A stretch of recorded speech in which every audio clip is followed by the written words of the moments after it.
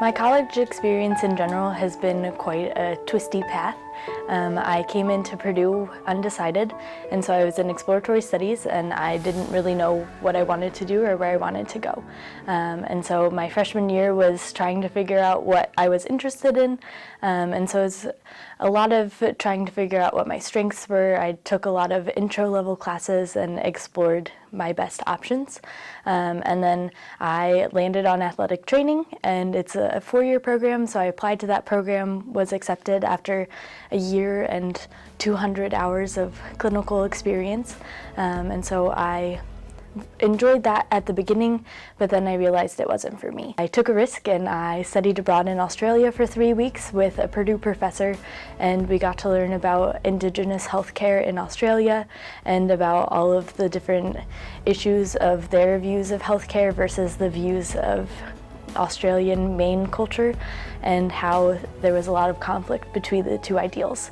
And so that was really cool to go and talk to them, and it really inspired me to figure out what was conflicting me and why I wasn't enjoying my experience anymore at school. I absolutely loved the classes that I was in, but the clinical experiences weren't supporting my educational growth.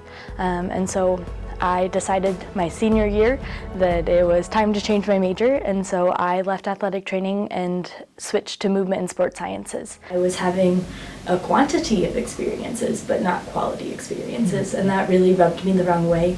And I tried to bring up some of my experiences of sexist behavior from my preceptors who were in charge of my education in the clinic, and I was met with a lot of resistance.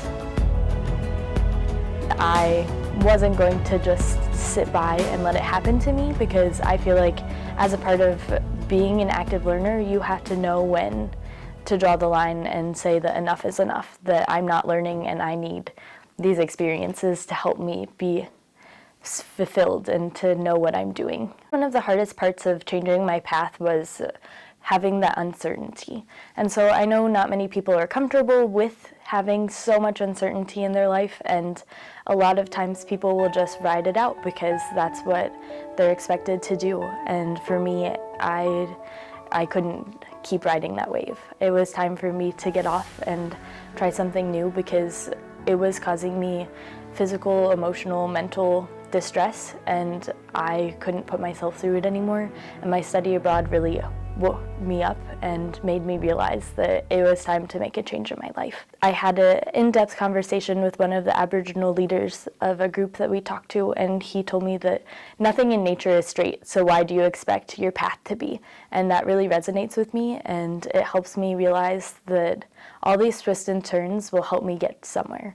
I might not know exactly where that is right now, but I need all of these experiences to help me be prepared for something in the future. My study abroad really helped me become more engaged in my life again. And I now journal and I exercise at least 3 times a week to make sure that I'm keeping up my physical well-being. And I have been partaking in a lot of different resources that campus has to provide. So I've taken emotional resilience classes at the COREC. I was pedal to the floorboards when I first came in, and I tried to get as many experiences as I could when I came. But now I think I have the skill to decide what's important to me. I will plan every moment of my life out, and I know that it won't always work. And having a backup plan is important for some cases, but some things you just can't predict.